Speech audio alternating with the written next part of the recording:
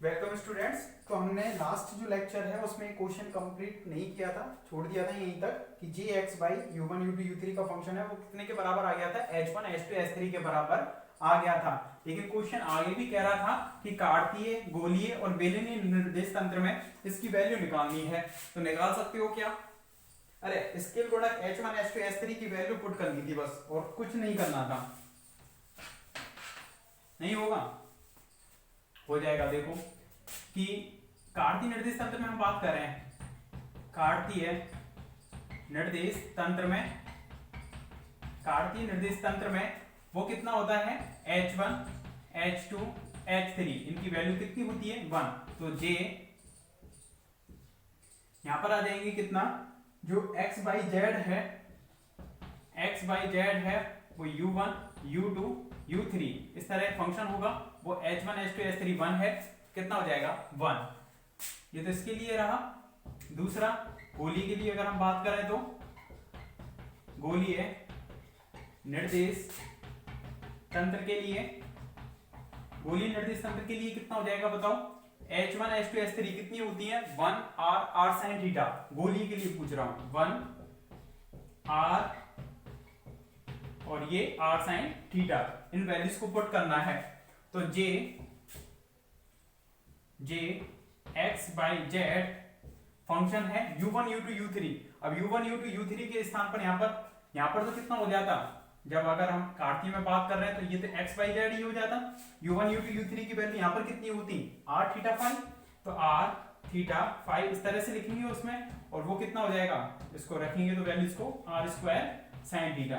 इसी तरह से अगर हम बेलनी के लिए बात करें तो बेलनी निर्देश तंत्र के लिए तो j ऊपर तो वही चलेगा x by Z, u1 u2 u3 की वैल्यूज कितनी हो जाएंगी उसमें, रो फाई और स्मॉल जेड। इस तरह से जो जेड ये है वही वाला जेड ये होगा, ठीक है।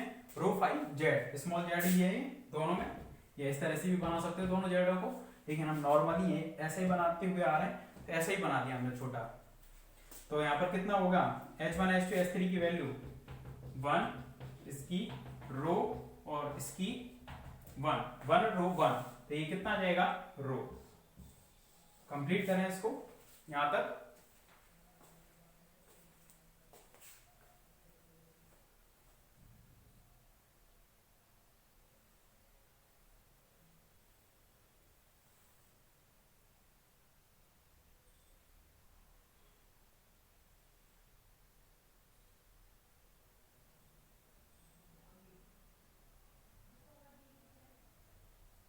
तो ये काम करना था बस, h1 h2 h3 की वैल्यू है वो यहां पर पुट करनी थी।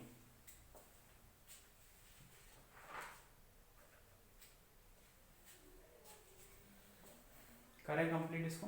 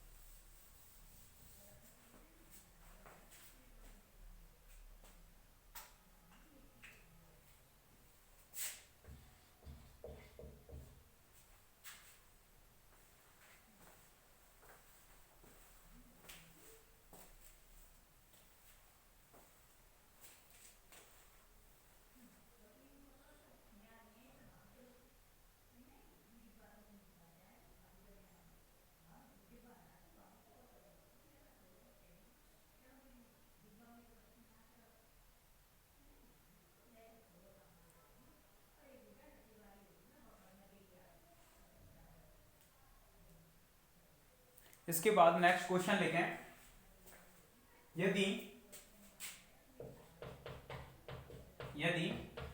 u1 u2 u3, यदि u1 u2 u3 एक लांबिक वक्र रेखीय निर्देश तंत्र है तो, एक लांबिक वक्र रेखीय निर्देश तंत्र है तो एक लांबिक वक्र रेखीय निर्देश तंत्र है तो यदि u1 u2 u3 एक लांबिक वक्र रेखीय निर्देश तंत्र है तो सिद्ध कीजिए कि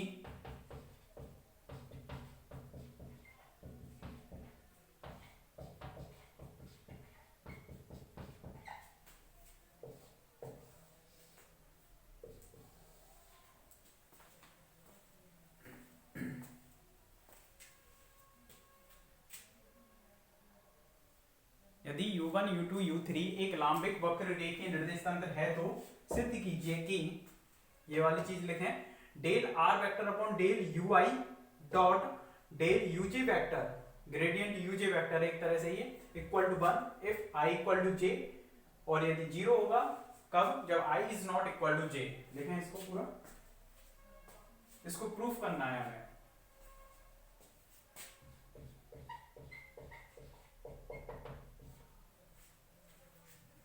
उधर से लिख लिया होगा आपने।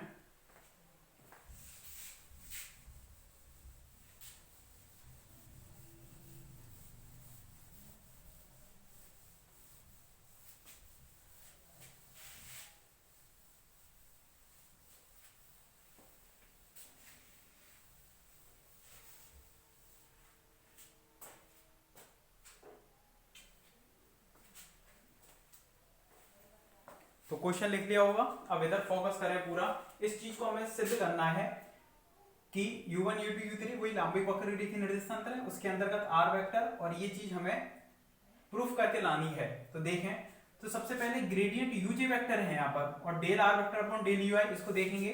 तो इसको प्रूफ करने के लिए ग्रेडियंट है, तो ग्रेडियंट लांबिक वक्र रेखीय निर्देश तंत्र में हमें लिखना है, चूंकि लांबिक वक्र रेखीय, इधर देखें पूरा ध्यान से, लांबिक वक्र रेखीय निर्देश तंत्र में ग्रेडियंट फाई, या इस तरह से लिख सकते हैं हम ग्रेडियंट फाई, ये कितना था, लेकिन ध्यान रखना लांबिक में लिखना है। तो E1 cap upon H1 del phi upon del U1 plus E2 cap upon H2 del phi upon del U2 plus E3 cap upon H3 del phi upon del U3। ये होता था इसमें ग्रेडियंट फाई का formula लांबिक वक्र रेखीय निर्देश तंत्र में। लेकिन हमें ग्रेडियंट फाई ना चाहकर ग्रेडियंट UJ चाहिए, ग्रेडियंट UJ चाहिए, तो हम निकालते हैं यहां से ग्रेडियंट UJ। J की वैल्यू या IJ है, यहाँ पर वेरी कर रहे हैं कहां से कहां तक, 1 2 3, वही 1 2 3 के बराबर। तो यहाँ पर हम ग्रेडियंट U1 निकालते हैं, तो ग्रेडियंट U1 कितना आएगा, ये चीज पहले भी निकलवा चुका हूं मैं, ये चीज पहले भी करवा चुका हूं मैं एक क्वेश्चन में। ग्रेडियंट U1 कितना आएगा, जब U1 रखेंगे तो U1 का U1 के रेस्पेक्ट में 1 हो जाएगा, तो E1 कैप अपॉन H1, ये यहाँ पर रखोगे तो U1 का U2 के रेस्पेक्ट में 0, आंशिक अवकलन है, ये भी 0, तो ये बच रहा था। इसी तरह से ग्रेडियंट U2 है, वो कितना आ जाएगा, E2 cap upon H2 similarly, और ये E3 कैप अपॉन H3। यहां तक कंप्लीट हो गया। अब जैसे कि हम इसको लेकर चल रहे हैं, लेकिन हमें इन दोनों का डॉट चाहिए, डॉट के लिए हमें del R vector upon del ui और चाहिए। तो हम चूंकि लांबिक वक्र रेखीय निर्देश तंत्र में dr वेक्टर कितना होता है, dr वेक्टर कितने के बराबर होता है बताओ,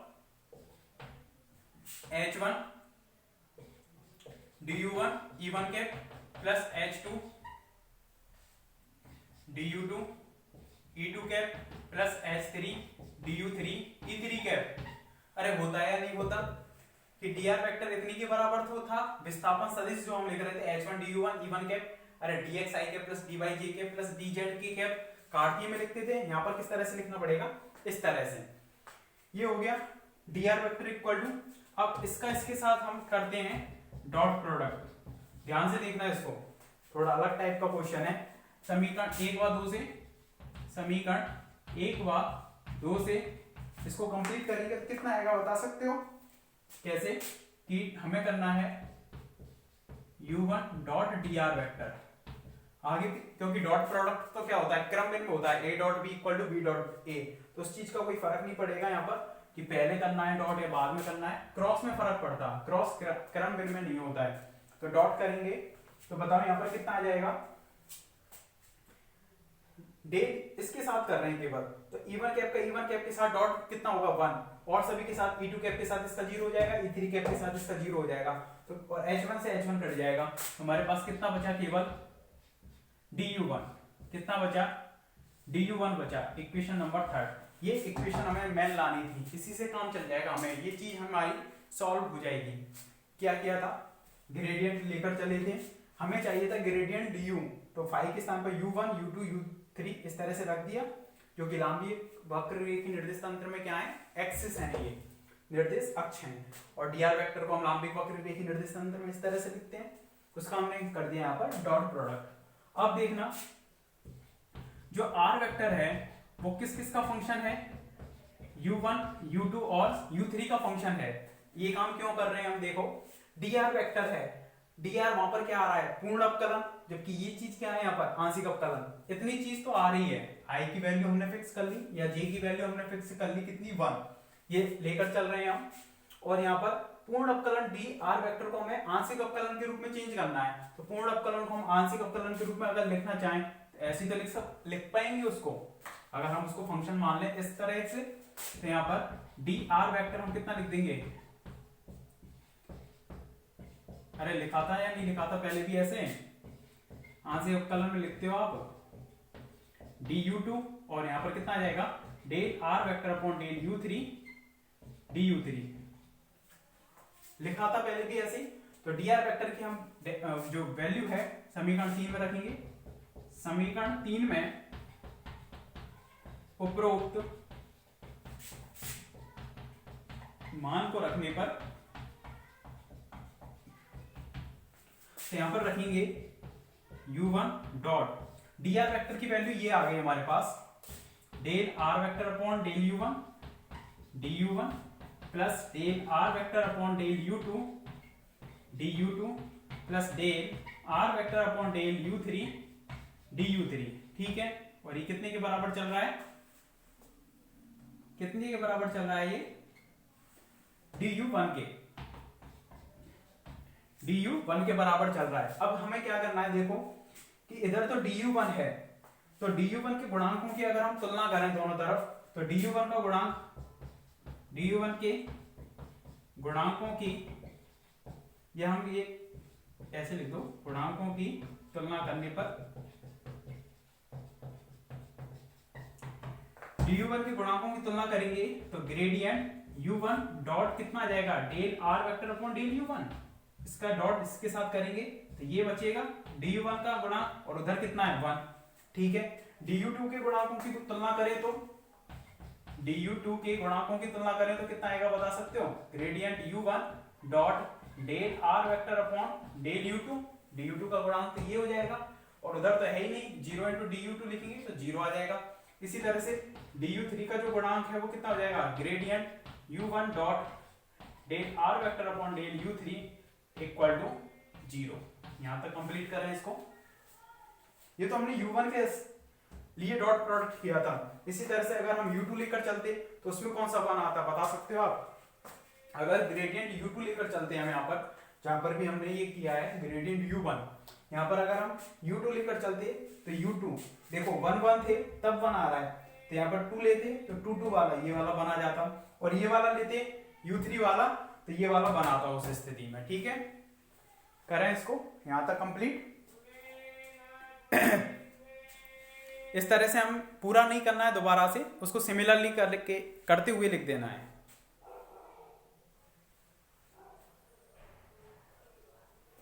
इसको कंप्लीट लिखो पहले यहाँ पर।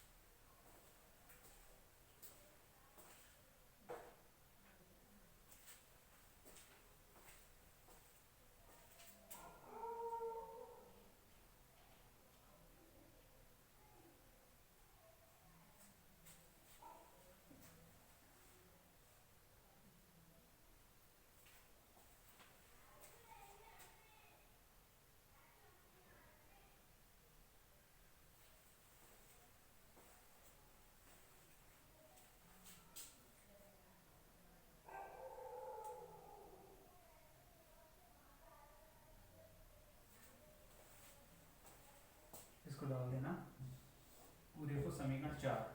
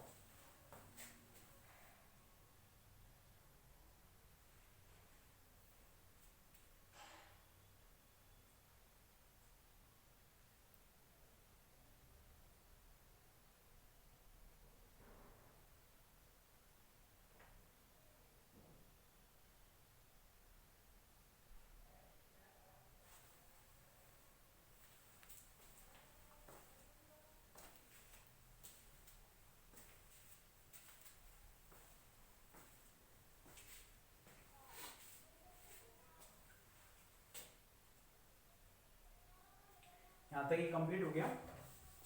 अब देखें इसमें आगे कि सिमिलरली हम अगर u2 लेकर चलते ग्रेडियंट u2 वाले ये वाली टर्म, तो कौन सा उसमें 1 होता। सिमिलरली कितना हो जाएगा अगर हम ग्रेडियंट u2 लेकर चलते, लेकिन इसका हम डॉट प्रोडक्ट करते del r vector upon del u1 के साथ, तो 2 1 ये तो 0 होता, ये वाला हमारे पास लेकिन कितना होता 1 होता। इसी तरह से ये वाला कितना होता बता सकते हो u3, ये भी 0 हो जाता। जहां सेम मिलता वही वाला 1 होता, क्योंकि सेम वाले में ही 1 1 पर ही 1 आ रहा है, 1 2 पर 0 हो गया, 1 3 पर, यानी यहाँ सिमेट्रिक नहीं है वहां 0 हो रहा है, इस तरह से 0 हो गया। यहाँ पर इस पर 0 हो जाता, gradient u3 dot del r vector upon del u1 equal to ये 0 होता, gradient u3 dot del r vector upon del u2 ये भी 0 होता, और ग्रेडियंट u3 डॉट कितना del r vector upon del u3 ये भी कितना हो जाता, ये कितना होता 1 होता, सेम आ गया 1 हो जाता। तो हम कॉमनली लिख सकते हैं, इनको डाल देना इक्वेशन कौन सा 5,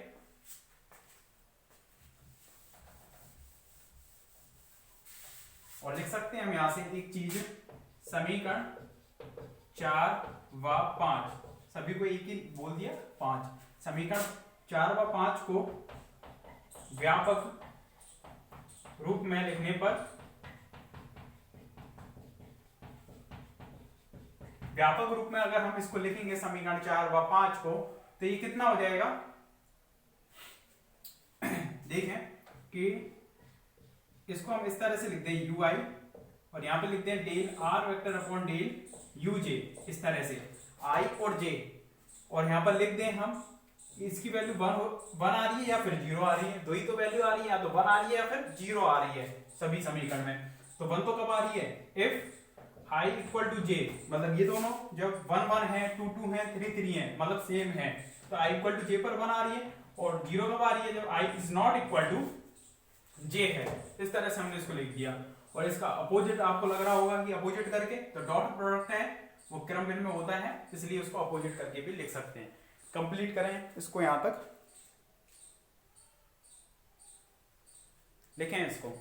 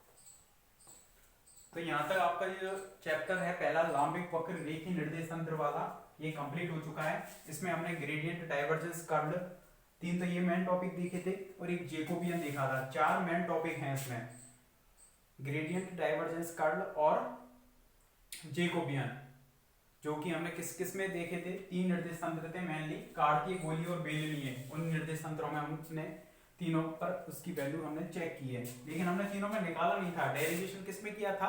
लांबिक वक्र रेखीय निर्देश तंत्र में, और उसमें हमने कंडीशन लगा लगाकर कार्तीय, गोलीय और बेलनीय में उनकी वैल्यूज फाइंड आउट किए हैं। ठीक है, यहां तक ये कंप्लीट हो गया। इसके बाद आपका जो चैप्टर सेकंड है, चैप्टर फर्स्ट हो गया, यूनिट फर्स्ट में ही है आपका चैप्टर सेकंड, उसका नाम है टेंसर। कैंसर नहीं, टेंसर, प्रदेश। ठीक है, प्रदेश, इसके बारे में पढ़ेंगे, लेकिन थोड़ा सा हम रिवाइज करते हैं इसके फॉर्मूलेस के बारे में, कि इसमें फॉर्मूला हमने कौन कौन से पढ़े थे, जिससे कि आपको यहीं के यहीं वो याद हो जाएंगे। ठीक है, उसके बाद हम चैप्टर सेकंड को देखेंगे, प्रदेश को।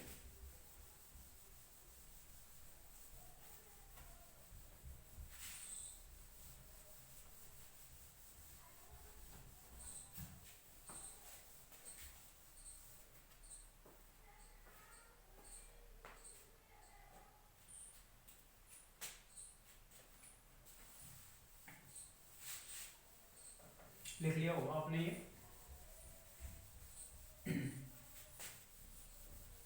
तो आपके लगभग फॉर्मूले भी साथ के साथ याद हो गए होंगे। मेनली 4 फॉर्मूले आपको याद करने हैं, 4 फॉर्मूले, और उसके साथ थोड़ी सी चीजें और याद रखनी है। तो पूरी आपकी जो यूनिट है, मेनली जो आपका क्वेश्चन पुटअप होगा, देखिए एक बार चीज देख लेते हैं उसमें, कि आपकी जो यूनिट फर्स्ट है उसमें तो शॉर्ट टाइप क्वेश्चन आएंगे, लेकिन यूनिट सेकंड के अंतर्गत आपकी यूनिट फर्स्ट के क्वेश्चन आएंगे। क्वेश्चन किस तरह से आएगा? 1 क्वेश्चन अथवा यहाँ पर सेकंड क्वेश्चन, कोई भी एक क्वेश्चन करना है। तो यहाँ पर जो आपका पहला क्वेश्चन है, लगभग इसमें से ही मिल जाएगा जो आपने पढ़ा है अब तक, कि एक तो न्यूमेरिकल मिल जाएगा उसमें ए और बी करके, इस तरह से, कि एक में तो क्या न्यूमेरिकल मिल जाएगा, 10 नंबर का आएगा टोटल, ये क्वेश्चन टोटल 10 नंबर का। तो ऐसा होगा कि 5 नंबर का तो आपको क्या कर दे, 5 नंबर का तो क्या कर दे, न्यूमेरिकल दे दे, और 5 नंबर में कोई भी आपको डेरिवेशन दे दे, ग्रेडियंट का, डाइवर्जेंस का, कर्ल का, या कभी कभी ऐसा आता है कि प्रॉपर्ली बड़ा डेरिवेशन होता है, जैसे कि डाइवर्जेंस और कर्ल वाले जो डेरिवेशन है वो पूरा है, बहुत लेंथी है, तो उसको ही क्या कर देगा वो 10 नंबर में पूरा का पूरा दे देगा, इस तरह से। तो क्वेश्चन यहीं से बन जाता है, लेकिन यहाँ पर मिक्स होने के भी चांसेस होते हैं। इसमें 2 चैप्टर और है, चैप्टर सेकंड और एक और है चैप्टर थर्ड, उन दोनों को मिलाकर भी यहाँ पर जो क्वेश्चन आएंगे चैप्टर सेकंड का और चैप्टर थर्ड का, वो वैसे तो चांसेस बनते हैं कि वो सेकंड क्वेश्चन बने। मतलब अगर आपने चैप्टर फर्स्ट कर लिया तो उसमें से आप पूरे क्वेश्चन को अटेम्प्ट कर पाओगे, लेकिन कभी कभी क्या होता है कि यहाँ की जो चैप्टर सेकंड या थर्ड के क्वेश्चन यहाँ पर भी डाल दिए जाते हैं, तो आप रिस्क मत लेना, क्योंकि ये चैप्टर भी बहुत ईजी है, टफ नहीं है। चैप्टर सेकंड और थर्ड और छोटे छोटे से हैं। इसमें प्रदेश के बारे में पढ़ना है, प्रतिचर, सहचर और मिश्रित, 3 प्रकार के टेंसर होते हैं और उन टेंसर्स के बारे में, उन प्रदिश के बारे में हमें पढ़ना है। और एक थर्ड जो चैप्टर है उसमें हमें पढ़ना है डिराक डेल्टा फलन। ठीक है, इन चीजों के बारे में पढ़ना है, डिराक डेल्टा फलन, जो कि मुश्किल से 2 लेक्चर का होगा, 2 लेक्चर में वो कंप्लीट हो जाएगा डिराक डेल्टा फलन। और ये भी 2 या 3 लेक्चर में कंप्लीट हो जाएगा, इतना ही टाइम लगेगा।